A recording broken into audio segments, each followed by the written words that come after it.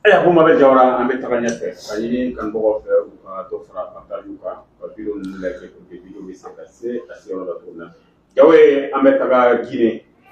anka président son excellence général d'armée Assimi Goïta ale kun tagara trama ni Mamadi ale kasbili bon anye jabo ni video yi akuma chale no réseau central Amara Kamara après yellow kera a corona mais mo wala ka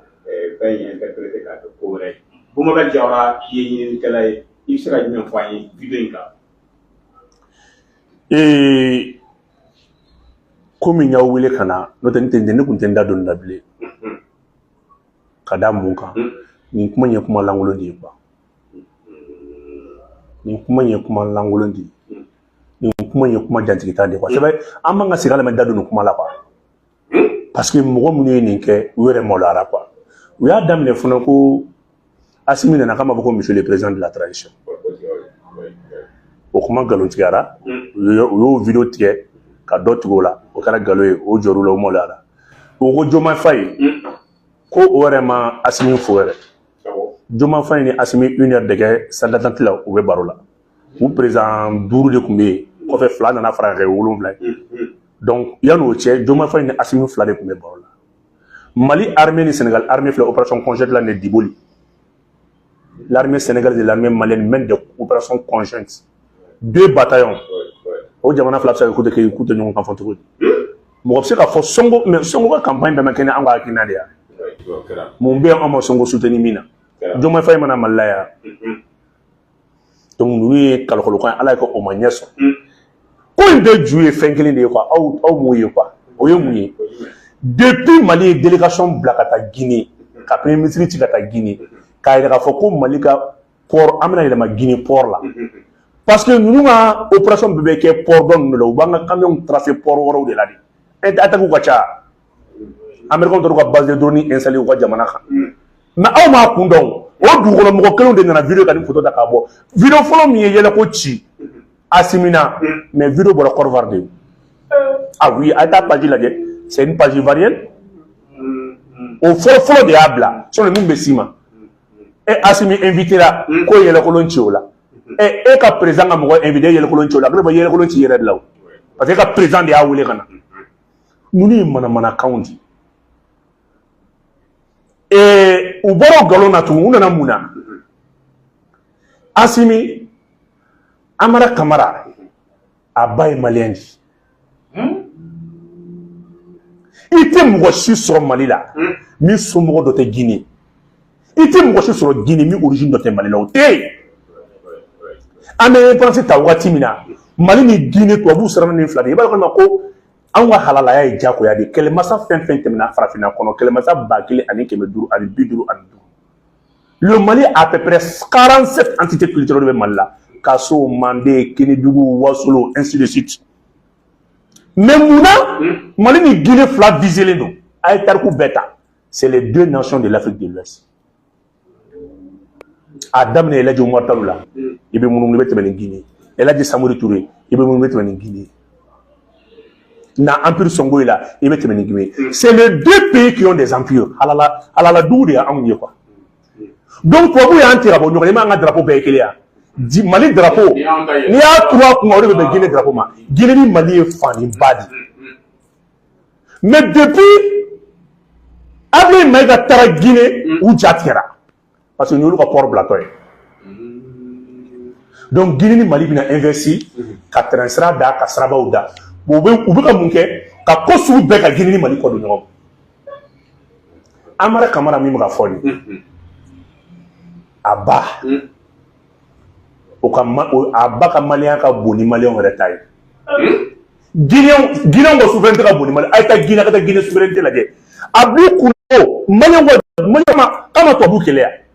c'est pas parce que i muso ye jɛma i muso ye finman fo ye tubabu ja ye non Guinée fɔlɔ de ye tubabu kɛlɛ tɔgɔ yira diɲɛ bɛɛ la ka Modibo Keyita da o kan hɔrɔnbugu 2 de ye nin dugu ye anw bɛ ka min kɛ souveraineté ye yɛrɛma hɔrɔnya dɛ Guinéen ta ka jugu n'anw ta ye Guinée officier, on devait Mali que Mali dugu Mali est duguba de Mali école ça va bien au de farafina mɔgɔba bɛ formé Mali médecine ali sanga médecin anga médecin badé de faire français hôpital là opération qui Mali armée EMIA est ouvert à 13 pays amis du coup tant ça va dire officiel EMIA là ali ni Mali odonto ni école Saba c'est les meilleures écoles prestigieuses de la sous-région aw de va ko là ni médecine fo non ni afamia non lu be kili lu be formation militaire oui Amara Kamara il est de la 26e promotion de l'EMIA et c'est à 24e promotion de l'EMIA Amara Kamara Kili allez on est assimi nous de se ka fo doni ko ingara to mina mina nya fo wi maintenant Amara Kamara est le secrétaire général de la présidence avec un rang de ministre Amara Kamara de Sotraman Nani di Malima noté mobile véhicule officiel allez ni car fla de bidi du gutoma mais tellement que le Mali avait un bain de foule il va calmement Mali ka direction tiarani betaille Mamadi Doumbia ko ako asimi beka na neka sigil la ni e mana ko sigil make mbadi ndugu asimi mata fanshi na yija na boro ibishila la die be asimi wele ani jine ko ngade be atimteta na yija ko mojigi asimi ngata kam ko mina tegema iya ni yera fa asimi ta tege dima ni Putin te asimi te di be ma de mo yo tante ka dese asimi yere de wila muna a gɛlɛyara bolo don min na Guinée de y'a kan a gɛlɛyara bolo 1961 Sékou Touré de y'a kan 2021 an tun bɛna sigi an sen dafara kan Guinée de y'a kan anw ye Faramalien bɛ créer don waati min na an ka wari ka taa dilan a dilancogo ɲuman le plancher habillé de Faramalien en 1962 Sékou Touré de y'a plancher fɛn bɛɛ négocier na anw ye k'anw dɛmɛ an ka se ka fara bɔ Sékou Touré port sec bɛ Mali bolo Guinée port sec bɛ Mali bolo Mali ka port sec bɛ Guinée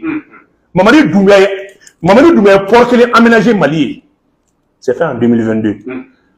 bon on a dans un commerçant wili ka taa dugu wɛrɛ la dan bɛ cogo di bi an bɛna segin Guinée kelen de ma wa o ɲɛ b'o min na de o bɛ fɛ u siran n'o dun ye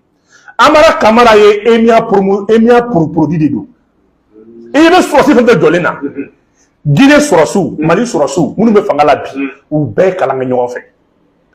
les chefs d'état-major de l'armée de terre guinéenne Keita le général Keita EMIA ale ni Samou et Bala Samoura bɛɛ ye promotion kelen maintenant do histoire la k'a ɲɛf'i ye Guinée officier suprême fɛn bɛɛ fanga la bi ani Mali officier suprême minnu bɛ fanga la bi u bɛɛ ye fa kelen ba kelen ni Guinée armée tɛ fɛn dɔn o kɔrɔ Mali armée tɛ fɛn dɔn ni Guinée armée bɛ fɛn dɔn o kɔrɔ CEDEAO kelen ka wuli kɔsa in na k'a bɛ contingent bila ka na Mali nɔfɛ a ye taa lajɛ ne kumakan ta a ye taa Mamadi Doumbia ka lettre lajɛ Mamadi Doumbia ye contingent bataillon 2 de labɛn ka na pour aider le Mali a mɔgɔ ka taa histoire lajɛ n'i ye université kɛ Guinée i bɛ se ka Mali fonction publique ka sɔrɔ immigré maintenant Bala Samoura ninnu ye Assimi ninnu kadi de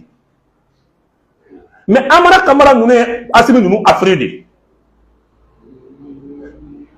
donc Bala Samoura Seydou Bey Ɲagandu commandant zone ne ni min photo tun bɛ Tombouctou n'i bɔra la tugun i bɛ taa jɔn na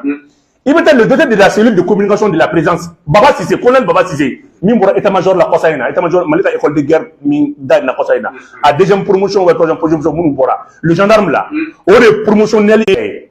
Bala Samoura de Guinée gendarmerie DG il est le chef de haut commandement de la justice militaire de la Guinée. Après le Mali, ou bien Kalanké, enseignement militaire supérieur, MS2, ou de Moukof Labébolo, ou de Amara Kamara. Maintenant, nous avons soirée donc Koumé, il y aura émis la soirée donc Koumé, Pani de Koumé, Pani est sous toi de Fenêtre de la Koumé. Donc, Assimi, Assimi Tégele Mourania, mais entre les militaires, les frères d'âme, ou les Yéléké, allez sur la mort professionnelle de cela, comment Glenfimak. Comment moi je sens comment mes films de ce film il va que tu vas se je te fous là-dedans faut qu'il s'aille qu'au fond présentement mais allez Nikram Marshall dit il pour jouer de ce film classé à Joe de Strocia quoi nous quoi il te faut gagner quoi c'est une ligne de du dia arrêté quoi il te faut gagner donc amana kamara ka to Garibou bla Assimi san aya bla dron Assimi Garibou jigaye ka Bala Samoura de su tɔgɔ fɔ parce que Assimi nunu bɛ troisième na kuma na so Bala Samoura le DG la jamjan ko so la de nɔfɛ o ko so la ale de nɔfɛ maintenant Assimi ni ale tɔgɔ ni gɛlɛman de fɔ tina sen tɔgɔ in mɛ o de fɔlen parce que ni kuma a manœuvrer k'a kuro tɔgɔ in kun bɛ fɔ quoi Assimi fɛn ko tɔgɔ de fa ma ten kɔrɔ i mɛ Assimi fɔ de yɛlɛla o mɔgɔw bɛ vidéo lajɛ Assimi fɔ de surini kɛ donc Amara Kamara seginna de ko cɛ kama ɲinɛ dɛ k'a ye su tɔgɔ f'i ye u yɛlɛla u ye ɲɔgɔn fo Kamara in tɛ kamera wɛrɛ tɛ dɛ téléphone de y'a filmé téléphone de y'a filmé k'a partie caman tigɛ ka bɔ a la sinon vidéo in bɛɛ tɛ nin o ni a ye vidéo in kumakan k'a la kɛ u m'a fɔ ko a yɛlɛla la de ya u k'a fɔ ko mun de fɔra n ko Amara Kamara ko Bala Samoura ma de ko c'est un verbe militaire ko quoi ka tɛgɛ kuru in b'a la hali bi n Assimi tɔgɔ ma tɛgɛ bɛ kuru in kɛ o bɛ Assimi na quoi Assimi bɛ pompe kɛ fo k'a tɛgɛ jeli ja c'est le cɛ kelen bɛ se ka pompe kɛ ka bouteille frein da k'a gosi k'a tɛgɛ da la k'a kɛ Assimi de tun bɛ se k'o kɛ souplesse dan y'a ta ye quoi n'a kun y'u minɛ pompe la a bɛ kule ka kuma min fɔ quoi donc i y'a faamuya Bala Samoura o de fɔ ko cɛ k'a ka tɛgɛ kuru in b'a la hali bi cɛkɔrɔbajugu ka mɔgɔw y'o yɛlɛma nantankolon bɔ fu safo ninnu nin bɛɛ ye la jeune génération qui vient au pouvoir cɛkɔrɔba ninnu ta kuma sera quoi Mali, Guinée, Burkina, Sénégal i m'a faamuya c'est la nouvelle génération montante et puis an ka ministre bɔra Guinée bɛna porte dayɛlɛ Mamadi Doumbouya de ko Mali kɛlɛkɛminɛ n'a nana ka baara bɛɛ jɔ an bɛ se ka Guinée sara sɔrɔ Malien dɔ de nin créé te Mamadi Doumbouya te Massa a filɛ nin Malien dɔ de te dilan Futanke Sissoco Babani Sissoco dɔgɔnin fa kelen ba kelen o de ka te bɔlen ye nin ye nin ye Malien ka te bɔlen ka da Mamadi Doumbouya la nin te de tɔgɔ te Massa i b'a premier da tile la i b'a premier wuli ka deuxième wuli ka tila ka da tile la tila ka wuli to a ɲɛ tɛ jɛ te t'a kan diɲɛlatigɛ la a filɛ nin a tɛ ka jago Mamadi Doumbouya yɛrɛ a tɛ kala non bɛɛ ni Ala de cɛ bon nin Malien dɔ ka te kelen de a programme filɛ ne kunna anw ye Guinée b'anw dusukun de la donc aw kana sigi ka bɛ nin kuma ninnu jaabi a ye taa mɔgɔ la le peuple guinéen et le peuple malien anw ye fa kelen ba kelen jamana kelen dugu kelen drapeau kelen aw tɛ min dɔn diɲɛlatigɛ la Kuré Malé Guinée au maire o de balima fa kelen ba kelen Kuré Malé Mali u bɛ bɔ du kelen kɔnɔ mais u fila bɛ maire ye mais dɔ ye Kuré Malé Guinée maire ye u bɛɛ ye Keita ye han masarensiw don u bɛɛ ye Keita ye donc ale n tɛna balimama kelen Mali maire ye Kuré Malé Mali maire dɔ ye Guinée Mali Kuré Malé Guinée maire ye mais u bɛɛ bɛ fɔ nin ba la n'i ko k'i bɛ t'o kɛlɛ kɛ sisan ka bɔ ko k'i bɛ siya woloma kɛlɛ kɛ ɲɔgɔn i bɛ mun fɔ wɔgɔ dugu bɛɛ gunnen don ɲɔgɔn na Kuré Malé Mali Kuré Malé Guinée a maire fila min bɛ yen ne de y'a fɔ a ye a ye taa vérifier les deux Keita ils sont de même famille minnu tɛ Mali ni Guinée dɔn u k'u dabali hali ni Malien wari sɔrɔ n'a bɛ boli n'a tɛ kalifa don dugu la n ka taa Guinée fɔlɔ dɛ Guinée de ka sɔrɔ a la Malien zun yɛrɛ bɛ bolo ka tɛmɛ ni Guinée de donc k'a f'i ye an ka bɔ nin sujet kɔnɔ.